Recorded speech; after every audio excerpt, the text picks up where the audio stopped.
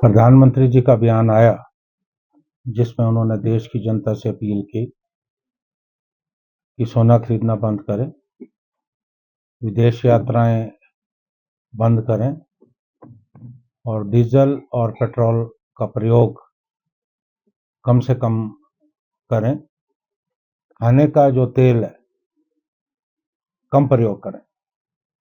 उनके बयान के बाद पूरे देश में असुरक्षा और अनिश्चितता का जो है प्रभाव देखने को मिल रहा है। ये हमारी डूबती और गिरती हुई अर्थव्यवस्था का संकेत है। और हालांकि आज राजनाथ सिंह जी ने कहा कि हमारे पास डीजल पेट्रोल प्रचुर मात्रा में।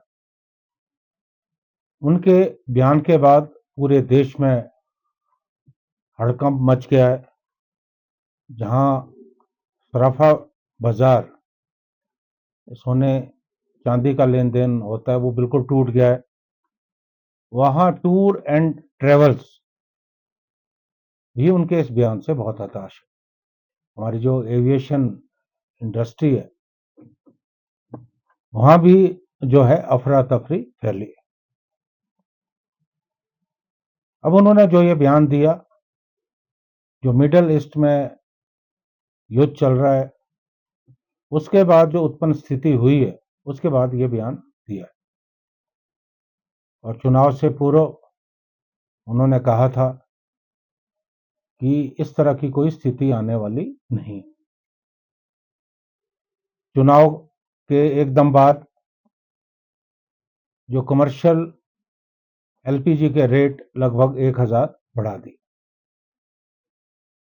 आज रेस्टोरेंट में, होटल्स में खाने पीने की वस्तुएं जो है महंगी हो गई।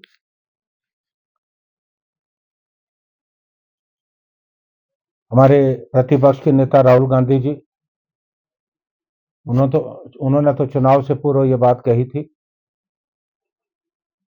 कि चुनाव के बाद जो है इस तरह की स्थिति होने वाली है कि देश आर्थिक संकट के गर्त में जा रहा है। और आज उनकी जो सोच है, जो भविष्यवाणी है, वो सच साबित होगी।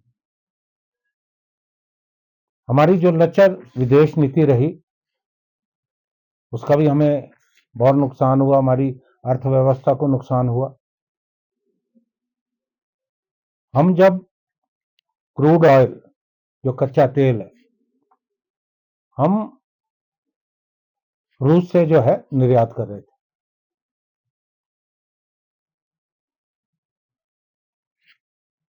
लेकिन अमेरिका के दबाव में, ट्रंप के दबाव में हमने रोका और अमेरिका से खरीदना शुरू हुआ।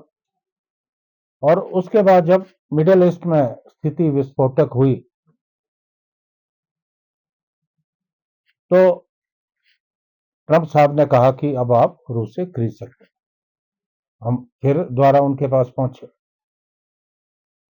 लेकिन रूस ने हमें जो पहले दाम में हमको मिल रहा था, रियायती दरों पे मिल रहा था, उन्होंने अपने दाम बढ़ा दिए। और स्वाभाविक था, क्यों बीच में हम अमेरिका के दबाव में हमने वहां से जो है कच्चा तेल खरीदना बंद कर दिया था। उसके बाद भी जो परिस्थितियां रही उसमें भारत, हमारे देश का जो रोल होना चाहिए था वो कहीं नजर नहीं आया। अब उनका जो ये बयान आया, अच्छा होता कि माननीय प्रधानमंत्री जनता से अपील करने के बजाय सबसे पहले सरकार के जो अनावश्यक खर्चे हैं उन पे लगाम लगाते। गाड़ियों का कम से कम इस्तेमाल होता और जो हमारे अफसर हैं या हमारे मंत्री हैं उनके विदेश दौरों पे अंकुश लगता।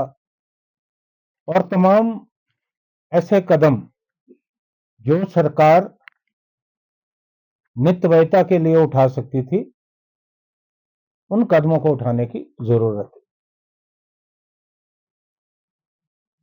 ऐसा कुछ नहीं हुआ।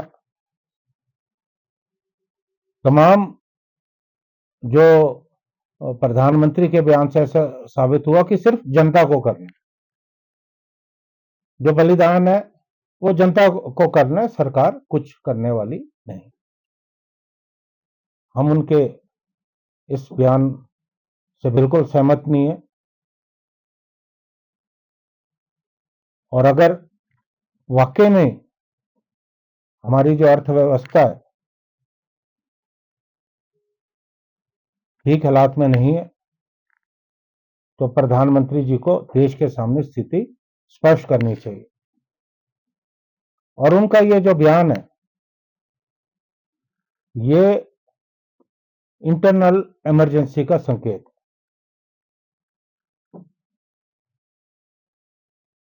प्रधानमंत्री जी को चाहिए कि सबसे पहले चाहे प्रधानमंत्री स्वयं हो, उनके मंत्रिमंडल के सदस्य, तमाम केंद्र के बड़े बड़े अफसर सबसे पहले अपने ऊपर लागू करें।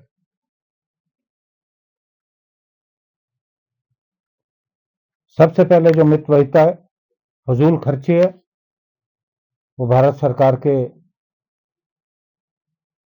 जो फैसले हैं, ऐसे फैसले हैं, उन पर रोक लगाने की जरूरत है। हर बार जनता पे जो है कोई भी इस तरह के फैसले ना सौंपे जाएं। हम कांग्रेस पार्टी की तरफ से प्रधानमंत्री जी से अपील करते हैं कि वो अपने बयान को वापस लें कि जो दाम है वो यथावत रहने चाहिए और महंगाई लगातार जो बढ़ रही है, उस महंगाई पर, जो इन्फ्लेशन बढ़ रही है, उस पर अंकुश लगाने की जरूरत है। बड़ी अजीब स्थिति है। जब भी इन्हें किसी कोई भी गलत फैसला ये सरकार करती है तो ये अतीत में चले जाते हैं और कांग्रेस के जो नेता या प्रधानमंत्री रहे उन पर टिप्पणी करते हैं। अब 1971 का युद्ध तो हमारा पाकिस्तान के साथ, आज तो हमारा कोई युद्ध नहीं चल रहा है, आज तो कोई ऐसी परिस्थिति है नहीं। और कांग्रेस के शासन में देश जिस मुकाम पे पहुंचा है, आज हम उससे कोसों दूर, हम पीछे हटते गए। अंतर्राष्ट्रीय स्तर पर हमारी जो विदेश नीति है वो बिल्कुल असफल सिद्ध हो रही। और अभी जो ये विवाद हुआ उसमें हमारा कोई रोल नहीं था। हमारा जो पड़ोसी मुल्क है, जो आतंकवाद की फैक्ट्री है पाकिस्तान, उसका बहुत बड़ा रोल रहा। और हमारे जो पड़ोसी देश हैं, चाहे नेपाल हो, श्रीलंका हो, मालदीव हो, उनसे भी आज हमारे संबंध अच्छे नहीं। ये हमारी जो असफल विदेश नीति का परिचायक है। और आज की जो परिस्थिति है, इस परिस्थिति का 1971 से तुलना करना सरासर गलत। देखिए, मैं पिछले कल जो है हमारी नगर पंचायत नारकंडा सर्वसम्मति से चुनी गई, क्योंकि मैंने स्थानीय जनता से अनुरोध किया था कि आप दलगत राजनीति से ऊपर उठकर फैसला करें, नारकंडा के हित में करें। मुझे खुशी है, मैं आभार व्यक्त करना चाहता हूं अपने क्षेत्र की जनता का, नारकंडा की जनता का। उन्होंने मेरी अपील निश्चित तौर पे उन्होंने अमल किया और वहाँ सर्वसम्मति से चुनाव हुए। और आप जानते हैं कि किस तरह से मैं आने वाले समय में टूरिज्म के क्षेत्र में जो है नारकंडा को बहुत आगे ले जाना चाह रहा हूँ। अभी आइस स्केटिंग रिंक जो विश्व स्तरीय है, उसका निर्माण कार्य शुरू हुआ है। और अभी हाल में ही 358 करोड़ की डीपीआर, जो हमारा नारकंडा हाटू रोपवे, वो बन के तैयार हुई है, वो नाबार्ड में जारी है, तो उस पर भी कार्रवाई हो रही है। थोड़ा समय लग सकता है, लेकिन अगर ये परियोजना जब सिरे चढ़ती है तो नारकंडा जो है विश्व मानचित्र पे आएगा और पूरे क्षेत्र को बहुत ज़्यादा फायदा होगा। और ठेऊ क्षेत्र में जिस तरह से आज विकास की ब्यार बह रही है, मैं इस बात को लेकर खुश हूँ कि मेरी बात का बहुत गंभीरता से असर हुआ है। और हमारी ठेऊग में भी हमारी 2 पंचायतें जो है निर्विरोध जो है चुन के आई है। मैं अपने निर्वाचित सदस्यों को और वहाँ की स्थानीय जनता को भी मैं जो है बधाई देना चाहता हूँ।